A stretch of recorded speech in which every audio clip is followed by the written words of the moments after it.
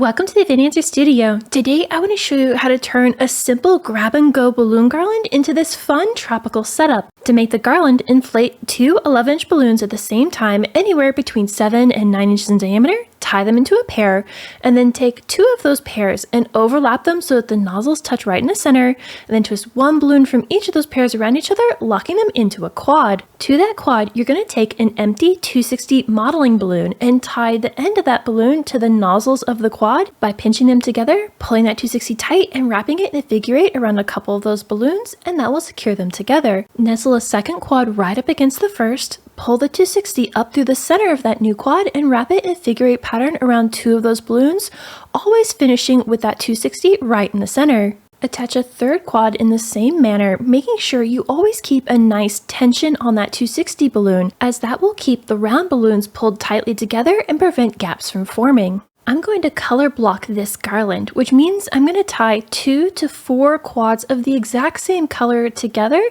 so that each color has a chance to truly shine in this garland. Once it's about 5 feet in length, I'm going to take the remaining 260 tail and tie it to one of the nozzles in that final quad for a small, easy to transport garland. I made two about this length to cover the right side of my arch, but you could always tie these together into one long one. For today's design, I'm using an 8-foot tall arch, but there aren't any slip covers for this frame, so I'm going to use this pink round tablecloth and some binder clips to cover the frame instead. Tablecloths are an easy way to find a coordinating color, but you could use any fabric you like to cover your arch frame.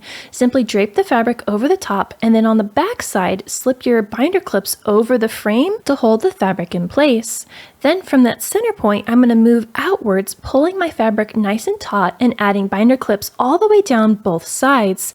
In order to attach our balloon garlands to the arch, I'm going to be using those exact same binder clips as tie points for my balloons. Simply take an empty 260 balloon and slip it into the binder clip and tie it in a double knot, leaving the tail ends of that balloon nice and long so we can tie it to the balloon garland in just a moment. Tie a 260 to all the binder clips on the right and top side of the arch.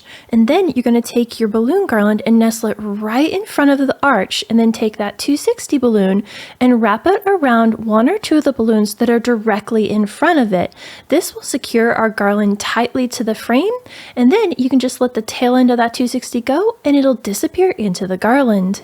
Now I'm going to grab my second mini garland and nestle it right up against the first and tie the two of them together using the remaining 260 tail that I used to tie that garland initially. Simply set the two garlands end to end, pull that 260 up and wrap it around a couple of the balloons in the other garland, and that will keep the two of them secured together. I'm going to shape the garland so it follows the edge of my arch frame and secure it to that arch using the 260s we already tied to those binder clips. To give this design some balance, I'm going to add a balloon cluster to the bottom left side of my arch using a couple extra balloon quads and a few of these 17-inch balloons I've inflated till they're nice and round and tied off individually. Now I'm going to tie an empty 260 modeling balloon to the nozzle of the large 17-inch balloon and use that to secure it to one of the quads. Simply wrap it in a figure eight pattern around a couple of those 11-inchers, and that will keep them all together.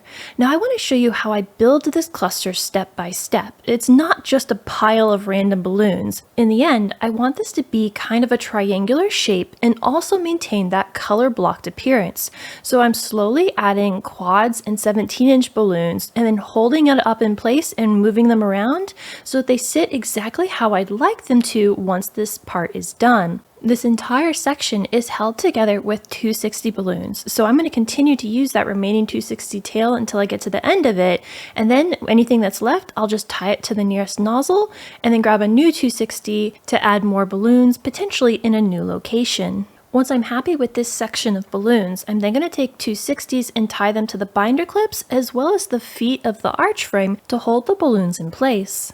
Next, I want to give the garland on the right-hand side a little bit more volume, so I'm going to tie in a couple of my 17-inch balloons, making sure I continue that color blocking method and only placing balloons of the same color on top of each other.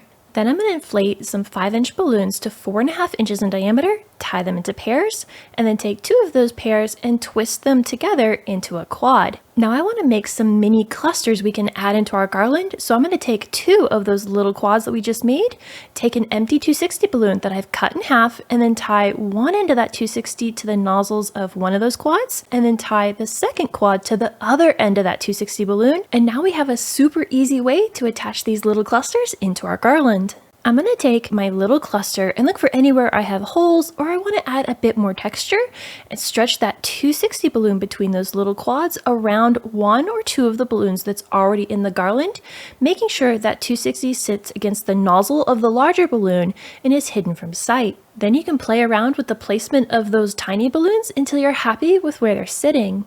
Adding in little balloon clusters is a really easy way to take your balloon garlands to the next level, giving more texture, color, and definition to the shape of your overall design. Now I'm going to add in the focal point props. So this is a 5-foot tall gold pineapple that I created out of foam core, and I've got a template linked in the description box below if you'd like to make this same pineapple for your own parties. I'm going to tilt this at an angle and nestle it right behind my balloons and secure this to the backdrop with a little bit of fishing line.